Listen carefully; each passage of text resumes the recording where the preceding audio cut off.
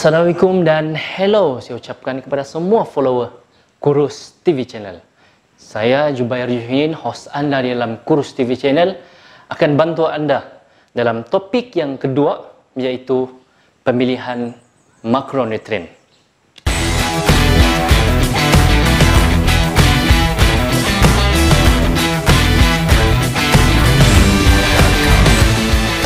Okey, kenapa topik pemilihan makronutrien ini sangat penting? Sebab setiap makronutrien yang ada dalam kehidupan kita ataupun dalam makanan kita memainkan peranan yang berbeza. Makronutrien ini digunakan ataupun kumpulan nutrien yang kita makan supaya badan kita dapat berfungsi dengan baik. So, kita bahagikan kepada 3. Yang pertama, karbohidrat, kedua, protein, dan yang ketiga, lemak. So, kita akan pergi satu-satu apa cadangan makanan dan apa fungsi setiap makronutrien ini. Okey kawan-kawan, sekarang kita masuk ke dalam jenis makronutrien yang pertama, yaitu karbohidrat. Karbohidrat ni apa? Karbohidrat ni adalah bahasa mudanya gula. Dan gula ni digunakan sebagai sumber tenaga utama dalam badan kita. So, apa yang paling penting dalam pemilihan karbohidrat ni adalah glycemic index. Okay? Glycemic index ni bermaksud secepat mana gula itu masuk ke dalam darah kita. Jadi saya cadangkan di sini, pilihlah karbohidrat yang mempunyai glycemic index yang rendah. Karbohidrat ni ada 2 jenis. Satu, simple sugar. Yang kedua, kompleks. Jadi simple ni dia sangat cepat masuk ke dalam darah kita. Bila sangat cepat terdapat tenaga lebihan, dan tenaga lebihan itulah yang jadi lemak. Tapi berbanding dengan kompleks karbohidrat, dia dilepaskan ke dalam darah kita. Gula ini dilepaskan dalam darah kita secara sedikit-sedikit. Untuk memudahkan kawan-kawan faham apa itu glycemic index, tinggi dan rendah, saya akan beri contoh dalam bentuk perumpamaan seperti sekarang ini. Jom. Sekarang saya akan terangkan apa yang berlaku sekiranya kita makan makanan yang berglycemic tinggi dan juga berglycemic index rendah. Ada beza, okey? Okey, kita pergi kepada yang pertama. Ini merupakan makanan yang kita makan, makanan yang mengandungi karbohidrat. Ini adalah lemak kita, tempat simpan lemak. Ini adalah kadar gula yang boleh masuk ke dalam darah kita, dan ini tenaga yang digunakan. Okey, kita tunjukkan untuk makanan yang mempunyai glycemic index yang rendah. Okey, ini yang berlaku ya. Apabila gula masuk, dia sedikit, kemudian digunakan. Masuk sedikit,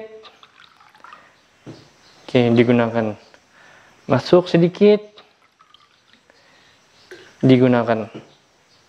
So, tidak ada lemak yang berlebihan. Okey? Sekarang kita ambil contoh makanan yang berglycemic index tinggi pula. Okey, ini yang berlaku apabila kita makan makanan yang mempunyai glycemic index yang tinggi.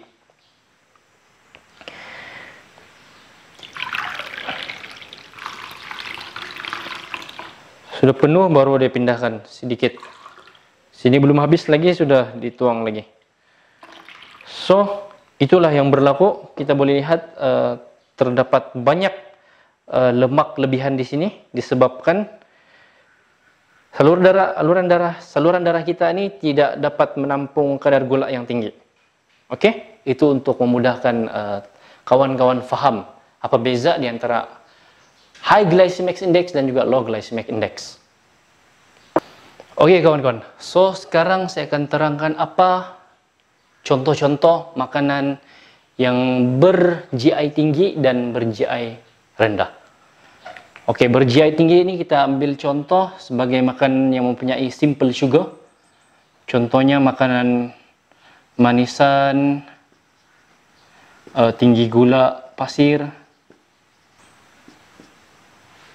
dan juga makanan-makanan manis yang diproses lah gula-gula, popcorn dan sebagainya. Itu adalah bentuk-bentuk makanan yang mempunyai GI yang tinggi. So Anda makan dan Anda cepat terasa lapar. Oke? Berbeza dengan jenis makanan yang mempunyai kompleks karbohidrat, yang mana makanan ini sebagai contoh seperti beras merah, brown rice, oat, ubi manis, dan pelbagai lagi makanan yang kurang diproses. Oke, maksudnya semakin kurang karbohidrat itu diproses, semakin baguslah. So, contoh kita dapat ubi manis, kita beli daripada pasar dan baru dipetik daripada kebun ataupun ladang, so itu yang bagus. So, pilihlah makanan yang mempunyai kompleks karbohidrat. Dia membantu Anda untuk rasa kenyang lebih lama dan tidak ada lebihan lemak. Apapun berbalik kepada asas yang pertama, selagi mana Anda kalori defisit, oke. So itu kunci pertama. Dan yang kedua, ini pemilihan makanan yang ber-GI tinggi ataupun ber-GI rendah. Pilihlah makanan yang ber-GI rendah. Baik kawan-kawan, sekarang kita masuk ke dalam topik makronutrien yang kedua, yaitu protein. Protein ini apa? Protein ini adalah bahan asas binaan untuk sel-sel badan kita. Oke, kalau umpama macam bangunan, protein ini adalah batu bata yang membina badan bangunan tersebut. So, protein ini sangat penting untuk memastikan muscle kita dapat berfungsi dengan baik. Sebab bila kita tidak ada muscle, maka metabolisme kita akan menurun. So, semakin banyak muscle ataupun otot yang kita ada dalam badan, semakin bagus. So, protein ini saya bahagiakan kepada dua. Lengkap ataupun tidak lengkap dan tidak lengkap. Oke, lengkap ni maksudnya protein yang mempunyai segala keperluan asid amino dalam badan kita. Sebagai contoh, apa bentuk protein? Adalah daging-daging. Contoh ayam, daging lembu, daging ikan, tauhu. Itu adalah bentuk-bentuk protein yang lengkap keperluan asid amino. Manakala yang tidak lengkap pula, contohnya sayur-sayuran. Sayur-sayuran, kacang-kacang, ini adalah juga protein, tapi protein ini tidak mempunyai kelengkapan asid amino yang diperlukan oleh badan kita. Contoh apa sayur? Sayur bayam, kacang almond, hazelnut, peanut butter. Itu adalah bentuk-bentuk protein yang kita boleh ambil, tapi dia tidak lengkap. So, kalau ditanya perlu ambil yang mana? Sebaiknya ambil dua-dua juga, sebab setiap makanan ini dia mempunyai mineral yang berbeza. Dan mineral-mineral ini penting untuk sistem dalaman badan kita. Oke? So, boleh pilihlah daging-daging. Sini ada sayur bayam, kacang, tauhu, dan ada banyak lagi jenis protein yang ada di dalam pasaran. Dan memang sebaiknya pilihlah protein yang kurang diproses. Kalau antara daging ayam dan juga sausage, pilihlah daging ayam. Sebab sausage ini kita tidak tahu apa bahan yang telah masuk ke dalam sausage tersebut. Sudah dicampur kepada tepung, MSG, dan banyak bahan-bahan yang kita tidak tahu bahan itu bagus ataupun tidak. So, pilihlah protein yang kurang diproses. Oke, sekarang kita masuk kepada makronutrien yang ketiga, yaitu lemak. Lemak ni sangat penting.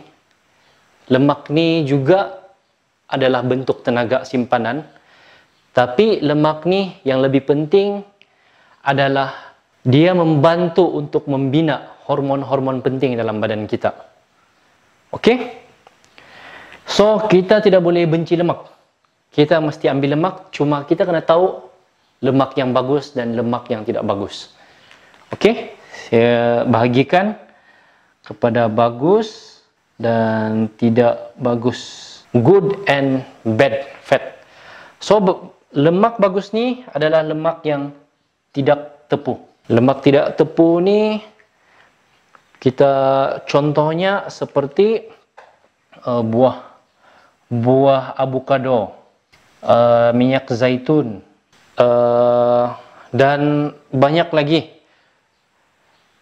Contoh lemak tidak tepu ni, kenapa lemak tidak tepu ni bagus? Sebab lemak tidak tepu ni senang diuraikan oleh badan kita. Dan bila senang diuraikan, segala benda-benda yang ada dalam lemak tu digunakan sebagai bahan asas untuk membina hormon kita. Jadi hormon ni sangat penting, sangat mempengaruhi aktiviti ataupun sistem dalam badan kita. Okey? Dan yang kedua, lemak tidak bagus ni adalah lemak tepu. Lemak tepu, lepuk tepu ni kita bagi contoh seperti lemak yang ada dalam daging merah ataupun daging lembu, daging kambing. Lemak ni bagus juga, tapi jangan terlalu banyak ambil sebab dia susah diuraikan dan dia akan jadi pepejal. Dan lemak yang lagi bahaya bagi dalam lemak tidak bagus ni adalah trans fat. Trans fat ni datang daripada minyak yang telah dihidrogenkan ataupun sebagai contoh minyak yang berulang kali diproses dan digunakan menyebabkan minyak tu dia semakin rosak. Bukan bagus untuk badan kita, tapi dia merosakkan pula badan kita. So, untuk pemilihan lemak ni, pilihlah lemak yang tidak tepu dan kurangkanlah lemak tepu ni. Alright, kita recap secara ringkas. Makronutrien terbahagi kepada 3, yaitu pertama sekali karbohidrat sebagai sumber tenaga utama kita. Kemudian yang kedua, protein, yang proteinnya adalah sebagai bahan binaan asas untuk badan kita. Dan yang ketiga, lemak. Lemak ni penting untuk membina hormon-hormon penting dalam badan kita. Jadi ketiga-tiga makronutrien ini mesti kita ambil dalam kuantiti yang telah kita tetapkan dan bersederhana. Itulah kuncinya. Jangan berlebihan, jangan terlalu kurang. Ambillah secara kuantiti yang kita perlu sahaja supaya badan kita dapat berfungsi dengan baik dan kita dapat mencapai matlamat fat loss dengan mudah dan efisien. Okey kawan-kawan, jangan lupa selalu follow dan juga update daripada Telegram dan Facebook group Kurus TV Channel sebab kami akan share lebih banyak lagi info-info yang penting dan updated kepada kawan-kawan dan follower yang ada di luar sana. Okey, jumpa lagi di video yang seterusnya.